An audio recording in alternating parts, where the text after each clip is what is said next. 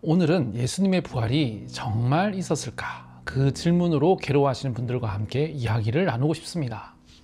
부활절입니다. 교회에서 예수님의 부활을 기뻐하고 찬양하고 선포합니다. 하지만 마음 한켠에서는 정말 죽었다가 다시 살아날 수 있을까? 그게 과학적으로 가능한 일일까? 이런 생각이 떠나지 않아 괴로우신 분이 계실 겁니다. 사실 그건 너무나 자연스러운 의심입니다. 성경 속에는 부활뿐 아니라 6일 만에 세상이 창조되었다는 이야기, 노아의 방주, 바벨탑, 홍해가 갈라진 사건, 하늘에서 내려온 만나, 여리고성이 무너진 이야기, 현대 과학이나 역사로는 설명할 수 없는 이야기들이 참 많습니다. 그래서 어떤 분들은 이런 이야기가 믿어지지 않아서 신앙 자체가 흔들려요 라고 말씀하십니다. 하지만 제가 오늘 꼭 드리고 싶은 말씀이 있습니다. 의심은 믿음의 적이 아닙니다. 오히려 의심은 믿음의 일부이며 믿음을 깊게 만드는 통로입니다. 독일 출신의 신학자 폴 틸리히는 그러한 의심으로 인해 더 깊은 신학적인 통찰력을 얻게 되었습니다. 이렇게 말했습니다. 의심은 신앙의 반대가 아니라 신앙의 한 요소이다. 그는 예수님의 부활을 문자 그대로 역사적인 사건으로 보기보다는 존재의 깊이를 드러내는 상징적인 이야기, 실존을 뒤흔드는 신화적 언어로 이해했습니다. 이런 해석은 틸리히만의 독특한 생각은 아닙니다. 유대교, 가톨릭, 서구 개신교의 전통에서도 신화적, 상징적 해석은 오랜 시간 동안 깊이 있는 신앙과 신학의 방법으로 사용되어 왔습니다.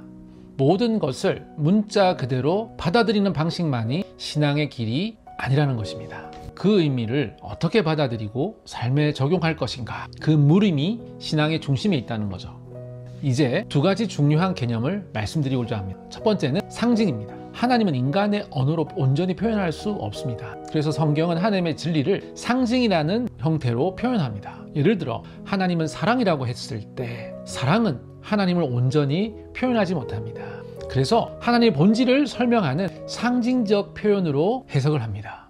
두 번째, 신화입니다. 신화라는 말을 들으면 거짓이라는 느낌이 들 수 있습니다. 하지만 신화는 사실이 아닌 이야기를 통해 진실을 말하는 방식입니다. 예수님의 부활, 6일 창조 같은 이야기를 신화로 한번 생각해 봅시다. 신화로 쓰는 이유는 너무나 크고 깊은 의미를 담고 있어서 역사나 과학적 언어로 담을 수 없기 때문입니다. 성경이 적혔을 시기에 사람들에게는 진리를 전하는 가장 자연스럽고 강력한 방법이 신화였습니다. 한국 개신교 안에는 신화는 곧 거짓이라는 오해가 자리 잡고 있습니다. 이는 문자주의 해석과 창조과학의 영향 때문입니다. 하지만 심리학자 프로이드도 그리스 신화를 바탕으로 인간의 마음을 이해하려고 했습니다. 왜일까요? 신화 안에 인간의 진실, 우주의 진리가 담겨 있다고 보았기 때문입니다. 예수님의 부활도 마찬가지입니다. 그것은 단순히 죽은 몸이 움직였다는 그런 의미가 아닙니다.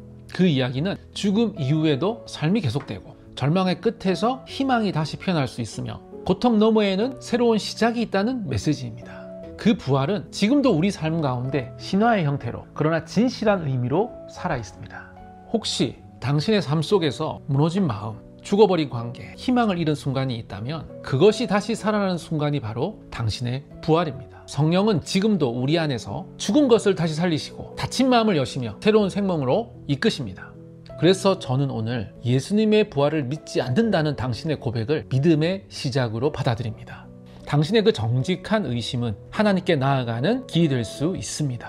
의심은 믿음입니다. 그리고 그 믿음은 당신의 모든 것을 새롭게 할 것입니다. 당신의 삶에 부활의 기쁨이 가득하기를 소망합니다.